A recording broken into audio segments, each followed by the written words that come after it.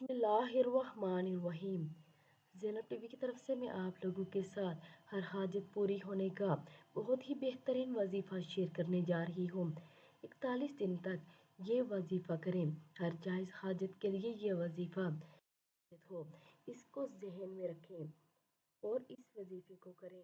نماز فجر کے بعد درود ابراہیمی 60 مرتبہ، نماز ظہر کے بعد درود ابراہیمی 50 مرتبہ اور نماز عصر کے بعد درود ابراہیمی 40 مرتبہ، نماز مغرب کے بعد درود ابراہیمی 30 مرتبہ اور نماز عشاء کے بعد درود ابراہیمی 20 مرتبہ۔